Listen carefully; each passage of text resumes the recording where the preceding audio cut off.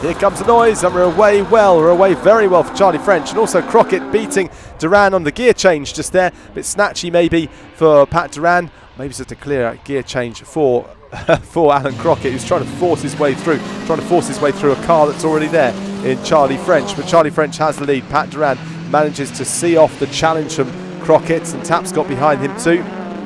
Very back of the pack it is Alan Tapscott, in fact, has dropped all the way back, and Grant somehow goes off the track. Not sure the cause of that one, but there's fights all over the place, aren't there?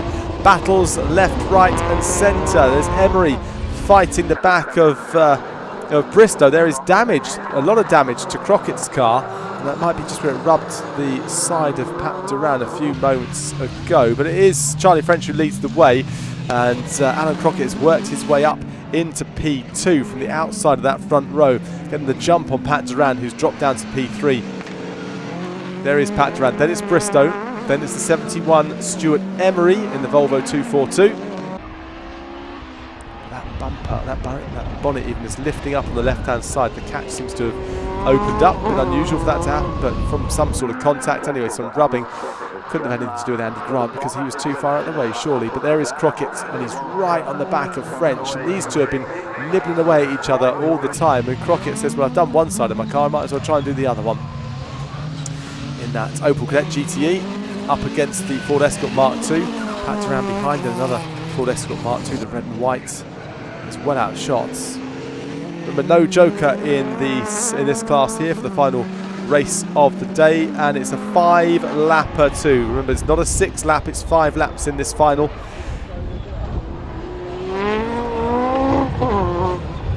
And it's still Crockett's just got the jump there on French, so Crockett now leads, but French looks really assured, doesn't he? Looks like he doesn't want to give this one up, but Crockett has the lead. It's been forcing the issue all the way round as they're on lap 4 of 5. Crockett has the lead. Charlie French is in P2. Where is Duran? There is Duran. There is Pat Duran. He's about 3 seconds in fact off the back of Charlie French. Bristow is not far behind Pat Duran with just 1.5 laps to go. But Bristow has got to deal with that massive Volvo that's looming large in his mirrors and locks up, maybe distracted slightly. There's David Ewan, who's got Alan Tapscott behind him, and he's got Andy Grant behind him after Andy Grant went off the track.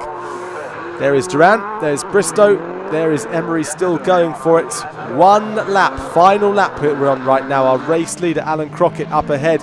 He's just got to secure his way around this one without doing anything stupid. Flicks it left around the Carter's hairpin, and off and down the speedway straight he goes, chased down by Charlie French, who can't seem to get anywhere near him as Crockett locks up and steers that car around that left-hander into Toyo's.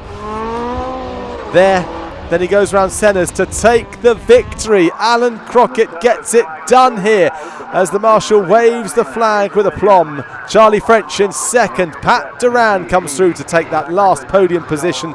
Vince Bristow in P4. Stuart Emery very close behind in P5. Here comes Ewan and Tapscott, followed by Andy Grant. Well, there you have it. We've had a lot of action from start to finish in this Pembrey double-header, but it finishes with Alan Crockett taking the final podium top spots of the weekend. A double-header, a lot of racing. Hopefully you have enjoyed every single bit of the action this weekend. Don't forget to please like and subscribe to the YouTube feed, where you can see all the racing throughout the course of the season in the Motorsport UK British Rallycross Championship 5 Nations Trophy, as well as the other racing too.